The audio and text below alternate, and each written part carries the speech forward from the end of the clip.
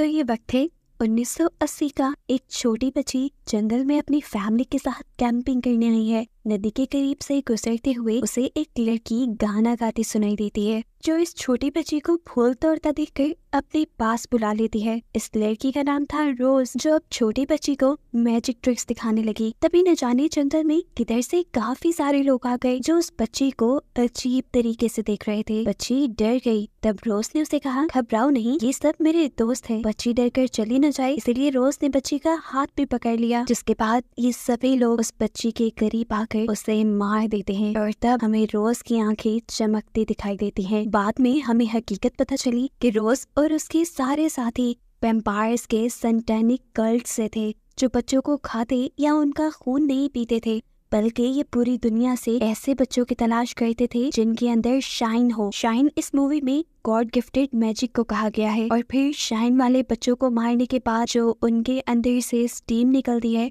ये लोग उसको खाकर हजारों सालों तक जिंदा रहते हैं। अब सीन कट होता है और हमें ओवरलुक होटल को दिखाया जाता है, जहाँ पर एक बच्चा साइकिल चला रहा है। इस बच्चे का नाम है डैनी। अब ये डैनी नाम का बच्चा अपने होटल के वॉशरूम में एक बूढ़ी औरत का भूत देख लेता है, जो देखते ही वो बहुत ज्यादा डर चुका था। उस होटल से जब वो घर वापस लौटा तो उसने बोलना तक छोड़ दिया था। काफी दिन तक यही मामला चलता रहा। अब तो उसकी मॉम भी उसके लिए काफी परेशान रहने लगी थी। अब एक दिन उसी के शहर में उसे ओवरलुक होटल में दिखने वाली एक सोल मिलने के लिए आती है, जिसे टैनी इसलिए देख पा रहा था क्योंकि उसके अंदर भी शाइन थी, मैजिकल पावर्स थी। ये सोल उसे बताती है कि जब मैं छोटा था तो मेरे अंदर भी शाइन थी, लेकिन उसकी शाइन डैनी से कई ज्यादा गुना कम थी। इसी वजह से जब वो ओवरलुक होटल के अंदर गया तो उसे कुछ नहीं हुआ। लेकिन जब डैनी ओवरलुक होटल के अंदर गया तो वहाँ पे मौजूद सभी सोल्स जाग गईं, क्योंकि वो सारी सोल्स शाइन की भूखी थी और डैनी को मारकर डैनी की शाइन लेना चाहती थी। इसलिए वो अब तक डैनी के पीछे पड़ी हुई है। ये सोल डैनी को अब कुछ बताने आई है। वो डैनी को एक बॉक्स देता है और कहता है, देखो ये एक मैजिक ट्रिक है जो मुझे मेरी ग्रैंडमा ने सिखाई थी। इसके जरिए तुम उन सारी सोल्स को कैद कर दोगे जो तुम्हारे पीछे पड़ी हुई है, वो भी इस बॉक्स में। डैनी सवाल करता है, इतनी सारी सोल्स को इस बॉक्स में? जवाब में वो कहता है, ये बॉक्स असल में तुम अपने माइंड में क्रिएट करोगे और उनके अंदर उन सभी सोल्स को कैद करोगे। अब इस सोल की बात मानते हुए डैनी अपने घर के वॉशरूम में जाता है, जहाँ पर उसे वो बुढ़ी सोल दिखाई देने लग गई थी। वहाँ जाकर वो अपने माइंड में एक बॉक्स क्रिएट करते हुए उस सोल को कैद कर देता है, जिसके बाद वो अपने आप को काफी रिलैक्स फील कर रहा था और इस चीज से उसकी मॉम भी खुश थी। अब यही से सीन कट होकर 31 साल बाद का सीन दिखाया जाता है, जहाँ डैनी अब बड़ा हो चुका है और उसकी मॉम मर चुकी है। डैनी की लाइफ बिल्कुल बकवास थी। वो अल्कोहल एडिक्ट बन चुका था और इसी एडिक्शन के अंदर वो एक आदमी से लड़ भी जाता है। ये देखकर एक लड़की उससे काफी इम्प्रेस होती है और उसे अपने घर ले जाती है। सुबह में अब जब डैनी उसके साथ उठता है तो उसने देखा कि उसके वॉलेट में पैसे नहीं थे, इसलिए उसने लड़की के वॉलेट से पैसे चुरा लिए और तब उसके पास मौजूद सोल ने उसे कहा, ये तुम गलत कर रही हो। लेकिन डैनी ने उसकी बात पे ध्यान नहीं दिया। सीन कट होकर एक थिएटर के अंदर हमें एंडी नामी लड़की से मिलवाया जाता है, जिसके अंदर भी शाइन थी और वो अपने शाइन के जरिए किसी को भी हिप्नोटाइज कर सकती। वो थिएटर के अंदर कई लोगों को हिप्नोटाइज करके बेहोश कर देती है और फिर उनके वॉलेट से पैसे चुरा कर भाग जाती है। ये काम करते हुए रोज की नजर उसके ऊपर पड़ गई और उसने सोचा क्यों न इस लड़की को अपने कल्ट का मेंबर बना लिया जाए, जिससे बच्चे किडनैप करने में इन्हें आसानी होगी। अब रोज किसी तरह एंडी से मिलती है और उसे अपना कल्ट ज्वाइन करने की इनविटेशन देती है। लेकिन एंडी उनका कल्ट क्यों ज्वाइन करती और उनके साथ बच्चे किडनैप करने का काम क्यों करती? तब रोज उसे समझाती है, देखो हम वैम्पायर्स हैं और हम शाइन वाले बच्चों की स्टीम पे जिंदा रहते हैं, थोड़े बहुत नहीं बल्कि हजारों साल। ये सुनकर एंडी इम्प्रेस हो जाती है और उनका कल्ट ज्वाइन कर लेती है। शाम होने पर ये सारे वैम्पायर एंडी को अपने कल्ट में शामिल करने के लिए कुछ रिचुअल करते हैं, जिसकी वजह से एंडी को बहुत दर्द हो रहा था। इसके बाद एंडी को शाइन सुखाई जाती है, जो कि उसी बच्चे की थी जिसे मूवी के स्टार्ट में इन सब ने मारा था। और उसके बाद फाइनली एंडी इनके कल्ट का हिस्सा बन जाती है, यानी एक शाइन खाने वाली वैम्पायर बन जाती है। अब सीन कट होकर हमें एक छोटी बच्ची एब्रा को दिखाया जाता है। आज उसका बर्थडे है और बहुत सारे लोग उसकी बर्थडे पे आए हैं। उसके डैड ने एक मैजिशियन भी बुलवाया है उसके बर्थडे के लिए। मैजिशियन जब काफी सारे मैजिक ट्रिक्स दिखाता है, मैजिशियन की मैजिक ट्रिक से इम्प्रेस होकर एब्रा घर जाकर अपने पेरेंट्स को अपनी मैजिक ट्रिक सिखाती है। उसने अपने माइंड से सारी स्पून्स को कंट्रोल करते हुए छत पे लटका दिया था और फिर उन्हें नीचे भी गिरा दिया। और ये मैजिक करने की वजह से उसके मॉम डैड बहुत ही ज्यादा डर गए। साथ ही साथ उसके इस मैजिक करने से उसे डैनी और रोज दोनों ने ही सेंस कर लिया था। यानी दोनों को ही अपने करीब किसी शाइन वाले इंसान के होने का पता चला था। खैर, अब डैनी अपनी लाइफ बेहतर करना चाहता था, इसीलिए वो दूसरे शहर आकर एक बिली नामी इंसान से मिलता है जो उसे एक घर और एक जॉब दिलवाने में मदद करता है। वो यहाँ पर अल्कोहल भी छोड़ना चाहता था, इसके लिए उसने रिहेबिलिटेशन सेंटर भी ज्वाइन किया था। अब रात में जब वो सोने ही वाला था तो उससे एक लड़की और उसके बच्चे का भूत मिलने आए, जिसे देखकर वो बुरी तरह डर गया, क्योंकि अभी पिछली ही रात तो वो इस लड़की के साथ था। ये लड़की उसे बताती है कि रात में ड्रग ओवरडोज करने की वजह से वो मर गई और उसका बच्चा भूख की वजह से मारा गया। इन दोनों के मरने के बारे में अभी तक किसी को खबर भी नहीं है और इन दोनों की लाश अभी तक बेड पे पड़ी है। ये जानकर डैनी को सदमा लगता है। इसी सदमे को कम करने के लिए वो दोबारा अल्कोहल पीना चाहता था, लेकिन फिर वो नहीं करता। फिर अगले दिन हम डैनी को रिहेबिलिटेशन सेंटर में देखते हैं, जहाँ की एक सेल में उसे जॉब भी मिली थी। यहाँ पर ऐसे लोगों को रखा जाता था जो किसी बीमारी की वजह से बिल्कुल मरने के करीब होते थे। यहीं पर डैनी एक बूढ़े आदमी से मिलता है जो मरने के बहुत करीब था, लेकिन उसे मरने से डर लग रहा था। इसलिए डैनी उसके पास जाता है और अपनी शाइन की पावर से उसे उसकी जिंदगी की अच्छी मेमोरीज दिखाता है और ऐसे उसकी मौत उसके लिए आसान बन जाती है। अब डैनी की शाइन यूज करने की वजह से एब्रा को डैनी का पता चल गया था। उसे ये पता चला था कि एक आदमी दूसरे शहर में है जिसके पास शाइन है। वो अपनी शाइन से यानी अपनी मैजिकल पावर्स से डैनी से कांटेक्ट करती है और उसकी रूम की वॉल पर हेलो लिखती है।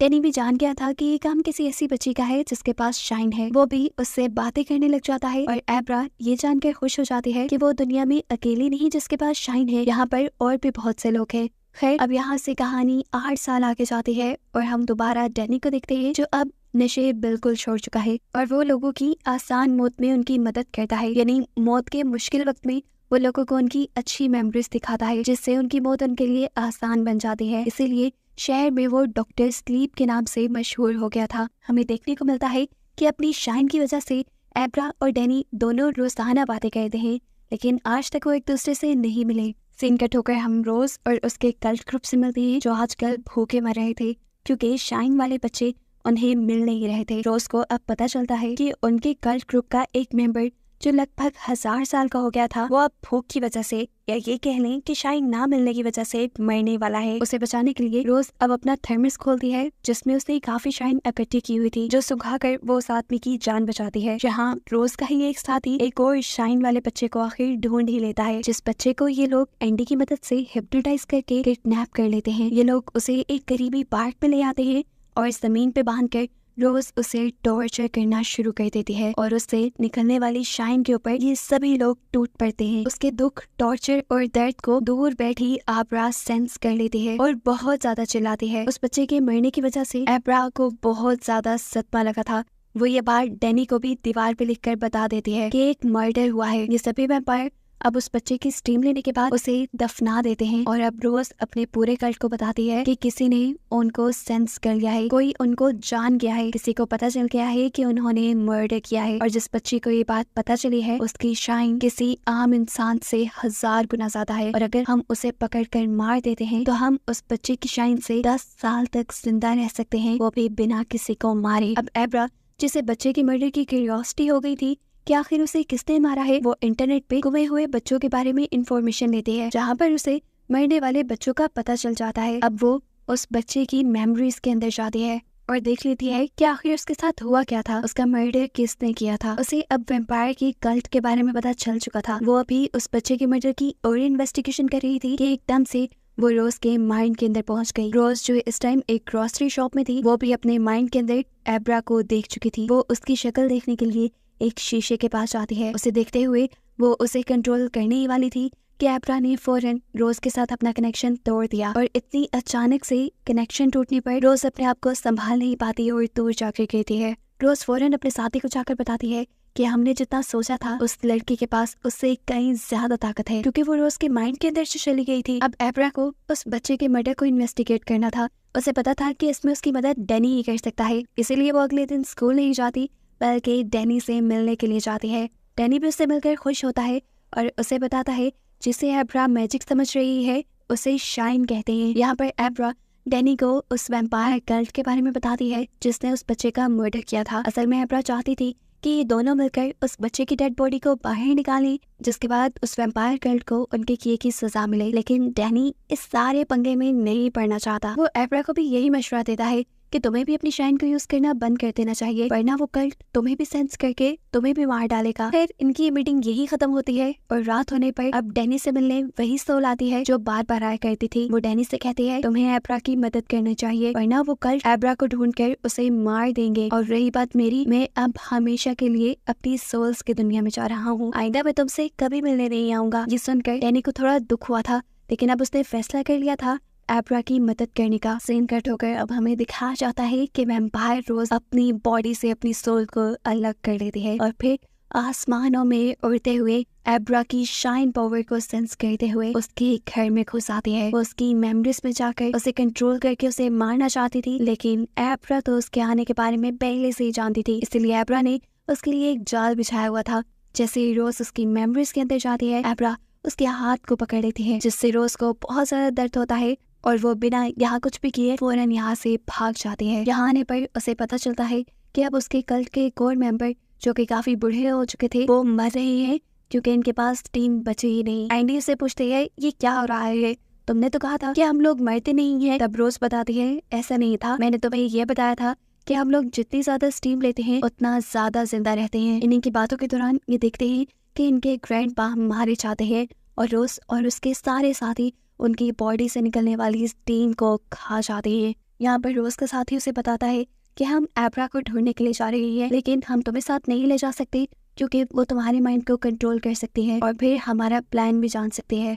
जहाँ अब एब्रा भी अपनी शाइन के जरिए डैनी से कांटेक्ट करती है और उसे बताती है कि उसने रोज के माइंड को काबू कर लिया था, जिससे उसे ये पता चला है कि ये लोग किसी भी वक्त एब्रा को पकड़ने के लिए आ रहे हैं। और ये बात जानते ही डैनी फौरन उसकी मदद को आने का डिसाइड करता है। डैनी अभी अपने दोस्त के साथ रास्ते में ही था कि एब्रा अपनी सोल को अपनी बॉडी से अलग करते हुए इनकी गाड़ी में इनके साथ आ गई। उसने डैनी को बताया कि मैंने एक न्यू ट्रिक सीखी है जिसकी मदद से मैं किसी के भी माइंड में जाकर उसके माइंड को कंट्रोल कर सकती हूँ। ये कहते ही वो डैनी के माइंड के अंदर चली जाती है, जहाँ उसे बहुत सारे बॉक्सेस और ओवरलुक होटल दिखाई देता है। खैर अब ये लोग पहुंच जाते हैं उसी जगह पर जहाँ पे वैम्पायर्स के ग्रुप ने उस बच्चे को दफनाया था। यहाँ डैनी का जो दोस्त उनके साथ आया था उसे बिल्कुल नहीं समझ आ रही थी कि डैनी और एब्रा क्या करना चाह रहे हैं, लेकिन फिर भी वो उनकी मदद करता है। और जब ये लोग उस बच्चे की लाश को जमीन से निकाल लेते हैं तो डैनी का दोस्त भी अब डैनी पे यकीन करने लगा था कि उसके पास कुछ तो पावर्स थे। ये मिशन इतना बड़ा था कि एब्रा अपने मॉम डैड को बताए बगैर तो कर नहीं सकती थी, इसलिए सुबह होने पर वो डैनी और डैनी के दोस्त को अपने घर ले जाती है और अपने डैड के माइंड को कंट्रोल करते हुए उसे उस बच्चे के मर्डर की सारी स्टोरी दिखा देती है और उन्हें वैम्पायर के कल्ट ग्रुप के बारे में भी बता देती है। एब्रा चाहती थी कि उन वैम्पायर के ग्रुप को पुलिस पकड़ ले, लेकिन उसके डैड कहते हैं वो ग्रुप इतने सालों से जिंदा है, उन्होंने पुलिस का कोई जुगाड़ तो किया ही होगा, बेहतर यही है कि हम लोग खुद उन वैम्पायर्स को मारे। अब एब्रा अपनी पावर्स से उस कल्ट की लोकेशन को जान लेती है और उसे पता चलता है कि वो लोग एब्रा को ही पकड़ने के लिए आ रहे थे। अब यहाँ डैनी उन सबको धोखा देने का प्लान बनाता है। ये तीनों लड़के एब्रा को लेकर एक जंगल में आ जाते हैं और एब्रा की पावर्स को सेंस करते हुए ये पूरा कल्ट ग्रुप भी उसी जंगल में आ जाता है। यहाँ आते ही इस कल्ट को एब्रा सामने बैठी हुई दिखाई दी। एब्रा को रिलैक्स करने के लिए एंडी ने अपनी हिप्नोटाइजेशन पावर का इस्तेमाल किया और फिर उसके पास आकर उसे बेहोशी का इंजेक्शन लगा दिया। लेकिन तब ट्विस्ट ये निकला कि उसने इंजेक्शन एब्रा को नहीं बल्कि उसके एक छोटे से डैडी को लगाया था। और ये सब जो कल्ट ग्रुप देख रहे थे ये सारा एब्रा का मैजिक था। उसने अपने मैजिक के जरिए यहाँ उन्हें कुछ और दिखाया। एब्रा असल में यहाँ थी ही नहीं। एब्रा इस टाइम अपने घर पे थी और हमें देखने को मिला कि वहाँ पे भी एक वैम्पायर पहुंच गया है जो एब्रा की इस चाल को जान गया था, इसलिए उसने अपने पूरे कल्ट ग्रुप को वहीं भेजा जहाँ एब्रा ने जाल बिछाया हुआ था और खुद वो एब्रा को पकड़ने आ गया उसके घर पर। यहाँ जंगल में डैनी, एब्रा के डैड और डैनी का दोस्त था जो एक एक करके शूट करते हुए इन वैम्पायर के ग्रुप को मारना शुरू कर देते हैं। दोनों तरफ से गोलीबारी शुरू हो जाती है जिसमें ज्यादा वैम्पायर ही मारे जा रहे थे। यहाँ अब एब्रा के डैड और डैनी के दोस्त की गोलियां खत्म हो गई थी, सिर्फ डैनी की ही बंदूक में गोली थी और जिंदा भी सिर्फ एक एंडी ही बची थी। डैनी जैसे ही एंडी को मारने के लिए बंदूक उठाता है, डैनी उसे हिप्नोटाइज करते हुए सुला देती है और इससे पहले कि वो डैनी को ही मार देती, एब्रा अपनी पावर्स का यूज करते हुए डैनी को जगा देती है। अभी डैनी पूरी तरह उठा नहीं था कि एकदम से उन्हें गोली चलने की आवाज सुनाई थी और गोली लग गई एंडी को। देखने में पता चला कि ये डैनी के दोस्त ने मारी थी और मरने से पहले गुस्से में एंडी अपनी पावर्स का यूज करते हुए उस आदमी को ये कमांड दे गई कि तुम अपने आप को गोली मार लो। यह आदमी जो हिप्नोटाइज हुआ था एंडी की बात मानते हुए वो अपने आप को शूट कर देता है और यही मारा जाता है। सीन कट होकर अब एब्रा के घर का सीन दिखाया जाता है जहाँ पर इन वैम्पायर्स का एक मेंबर एब्रा को बेहोश करके यहाँ से ले जा रहा है। हालांकि वक्त पे एब्रा के डैड उसे आकर रोकने की कोशिश भी करते हैं लेकिन सब कुछ बेकार। एब्रा को जब होश आया तो उसे कार में बिठाया हुआ था और सीट बेल्ट से बांधा गया था। उसे ड्रग की ओवरडोज दी गई थी जिसकी वजह से वो होश में भी नहीं आ रही थी और ना ही अपनी पावर्स का यूज कर पा रही थी। जहाँ जब डैनी को एब्रा के किडनैप होने का पता चलता है तो वो बहुत ज्यादा अपसेट हो चुका था। इसी अपसेट माइंड के साथ वो अब काफी सालों बाद दोबारा अल्कोहल पीने का फैसला करता है लेकिन इस मर्तबा भी वो अपने आप पे कंट्रोल कर गया था और फिर उसने एब्रा को ढूंढने के लिए अपनी शाइन का इस्तेमाल किया और एब्रा को ढूंढ भी लिया। वो अपनी शाइन के जरिए एब्रा की बॉडी के अंदर चला जाता है और फिर अपने साथ बैठे हुए ड्राइवर के माइंड को कंट्रोल करते हुए उनकी गाड़ी का एक्सीडेंट करवा देता है जिसकी वजह से वो आदमी गाड़ी से बाहर निकलकर बहुत बुरी तरह मर चुका था। ऐसे ये सारे के सारे वैम्पायर्स तकरीबन मारे जा चुके थे सिवाय रोज के जिन्हें ये लोग इस मिशन में नहीं लाए थे। अब रोज अपने आप को ताकतवर बनाने के लिए अपनी थर्मस में स्टोर की हुई सारी की सारी स्टीम ले लेती है जिसके बाद वो एब्रा और डैनी से बदला लेने का फैसला करती है। डैनी एब्रा को बताता है कि रोज अब बहुत ज्यादा ताकतवर हो गई है और वो हम दोनों को नहीं छोड़ेगी लेकिन उसे मजा चुकाने के लिए मैं एक ऐसी जगह जा रहा हूँ जो जगह शाइन वाले लोगों के लिए बहुत ज्यादा खतरनाक है और वो है ओवरलुक होटल जहाँ से बहुत सारी सोल्स डैनी के पीछे पड़ी थी। डैनी का मानना था कि अगर ये शाइन वाले लोगों के लिए खतरनाक है तो वैम्पायर के लिए तो शायद और भी ज्यादा खतरनाक हो। इस होटल में आते ही डैनी बॉयलर रूम में जाकर बॉयलर को ऑन कर देता है और फिर एक बार रूम में जाता है जहाँ एक सोल उसे अल्कोहल ऑफर करती है क्योंकि सोल जानती थी डैनी एक शराबी था। डैनी अपने डैड की तरह इस शराब के लिए अपनी सोल को बेच सकता था लेकिन उसने यहाँ पे अपने सारे इमोशंस को कंट्रोल कर लिया और ऐसे सोल्स के जाल में नहीं फंसा। अब डैनी और एब्रा देखते हैं कि रोज भी इन दोनों को सेंस करते हुए इसी होटल में आ चुकी है जिसके यहाँ आते ही उसे लिफ्ट से बहुत सारा खून निकलता दिखाई देता है।